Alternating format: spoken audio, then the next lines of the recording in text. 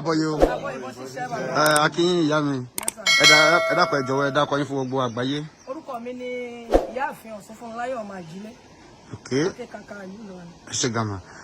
Asa gbọ́n kankan lórí ẹ̀rọ ayélujára wọn ní àwọn kan wá ka yín mọ́ ibi báyìí lásìá ní kágbìnrin ká wá kàn sí yín pé ìdí òótọ́ nàbí rọ́. Bẹ́ẹ̀ni láàárọ̀ àná báwọn aláàfáà ti tòkè òdì báyìí wọ́n ṣe wá ká mi mọ́nì wọ́n ní mò ń ṣẹ̀ṣẹ̀ ṣe.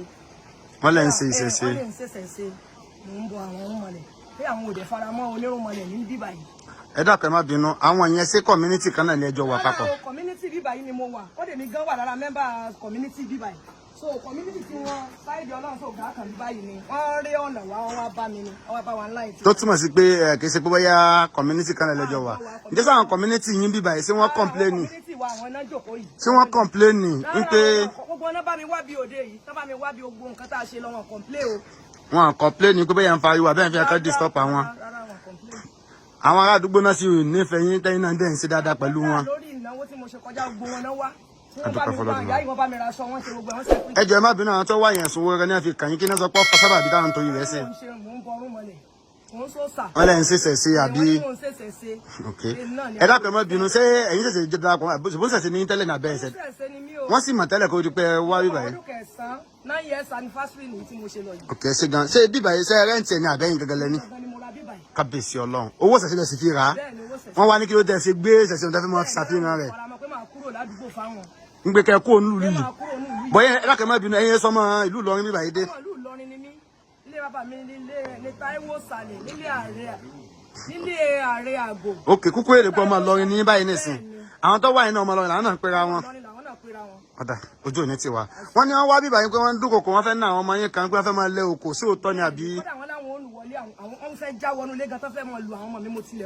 So akí gbogbo àgbáyé jákèjádò gbogbo àgbàdá ọ̀dọ̀ ìyá wa Ọ̀ṣunfúnmiláyọ̀ ọmọ Àjílẹ̀ ọ̀dọ̀ wọn la wà ní ìpínlẹ̀ Kwara State níbi tí àwọn àfáà ti wá gbìyànjú ti wá dúnkòkò mọ́ wọn láì nídìí kan àbí ẹ̀ṣẹ̀ kan nítorí pé wọ́n ṣàkíyèsí pé ìyá wa yìí jẹ́ oníṣẹ̀ṣe èyí sì já sí pé nínú ilẹ̀ káàròjì àbí òfin Nàìjíríà kò faramọ́ láti sọ pé kẹ́nìkan gbìyànjú kó fi ìlú lẹ̀ fún ẹnìkan ṣùgbọ́n lè jọ ohun ìyàlẹ́nu fún wọn gbà tá a gbọ́ pé wọ́n á gbẹ̀yìn wọn á ká ìyá mọ́lé èyí ló fà tí àwọn oníṣẹ̀ṣe ní ìpínlẹ̀ Kwara State wọ́n ṣe dìde wá sí bíbá láti wá ṣe àbẹ̀wò sí agbègbè ibẹ̀ náà láti lè mọ ìdí ọ̀rọ̀ náà ẹ dákúnjọ́ òní kan yẹn ṣẹlẹ̀. Àná Monday ló ṣẹlẹ̀. Agbègbè bo ni bíbá yìí.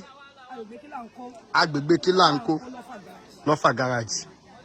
Ọ̀dà ẹ ṣe gan ẹ jọ̀ọ́ má bínú àìbá mọ̀ tẹnu tí yẹn bá sọ kẹnu ọ̀fà ya ǹjẹ́ bíbá yìí ṣé a tilẹ̀ gbọ́ pé bóyá àfáà kan ló ti rà tẹ́lẹ̀ wọn láwọn fẹ́ ta fún oníṣẹ̀ṣe tẹ́lẹ̀ kì í ṣe pé bóyá gbé tó pẹ́ ó kì í ṣe pé bóyá nítorí pé bẹ́ẹ̀ ń tọ́jú àwọn ọmọ ládùúgbò bẹ́ẹ̀ ń kó àwọn ọmọ wọn máwọn ọmọ yín sọ́wọ́ àánú pé ń kó àwọn ọmọ yín bóyá tẹ̀ bá ń ṣe àjọyọ̀ nídìí irun mọ́lẹ̀ yín sẹ́ máa ń pọ́ ọmọ wọn kan sáwọn ọmọ wọn sì ń wá sọ́dọ̀ yín àmọ́ tẹ bá gbọ́ pé yẹn kan sẹ́yìn ládùúgbò sẹ́yìn bí ẹ̀rín sagbára yín lórí ẹ̀ kábíyèsí Ọlọ́run ọba àmọ́ gbà tí ẹ̀ bá ń tọ́jú wọn sọ pé ẹ ṣe jẹ́lẹ́sìn kan àmọ́ gbà tó di pé ọkàdọ̀ sẹ́kọ̀ọ́ kan láì sí pé ẹja ẹ̀ ta wọ́n kà mẹ́sùn ní àwa bẹ́ẹ̀ tó gbogbo àgbáyé ẹ jọ̀wọ́ ẹ dákọ̀ ẹ bá dìde sọ̀rọ̀ yìí o ojú òní ti wá ayédùnú wò ní dìbàjẹ́ láti Èdùmàrè Ìlọrin.